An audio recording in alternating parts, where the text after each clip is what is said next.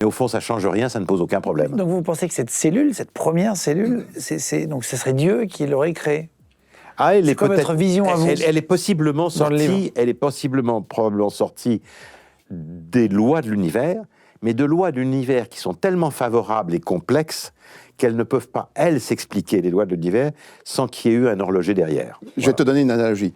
Si tu veux créer du Vivaldi, soit tu es Vivaldi, c'est-à-dire tu es l'auteur et tu crées en direct, tu écris la musique, soit tu es David Kopp, qui est sur Internet, on peut aller voir EMI, il a mis en place une intelligence artificielle qui crée du Vivaldi, c'est-à-dire qu'il a mis en place des lois qui vont créer le même type de musique.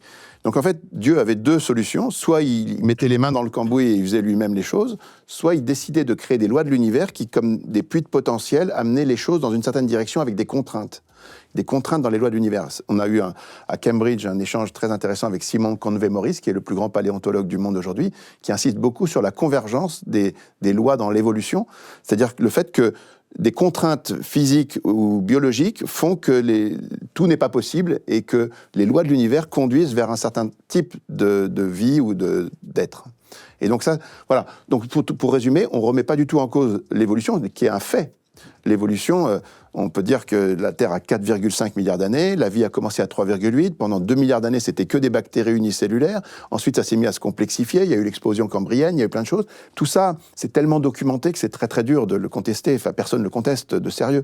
Donc, mais la question c'est, comment une telle complexité peut naître sans réglage? Et ce qu'on conclut dans notre livre, c'est que les réglages en biologie sont encore plus dingues que les réglages en physique. Voilà. Est-ce qu'il évolue l'ADN humain?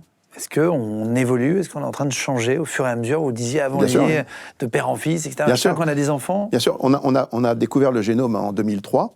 C'est tout récent. Et juste après, il y a IBM et National Geographic qui ont fait un programme qui s'appelait Génographique, où ils ont analysé 20 000 génomes humains dans des populations assez stables, les aborigènes d'Australie, les pygmées en Afrique, pour essayer de voir ce qu'il y avait de commun dans tous les hommes.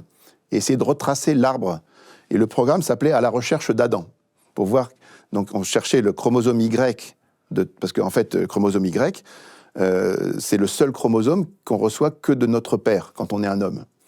Et donc le père transmet à son fils, et le fils transmet à son fils. Donc dans le sens inverse, quand nous on est là, notre père nous a transmis le chromosome Y, qu'il a reçu de son grand-père, et ainsi de suite.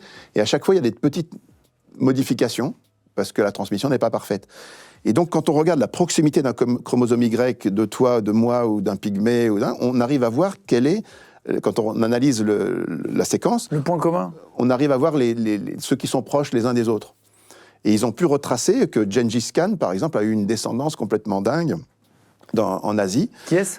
Gengis Khan, donc le conquérant mongol qui a à un moment dominé les 3/4 du monde connu au XIIIe siècle, je crois, un truc comme ça.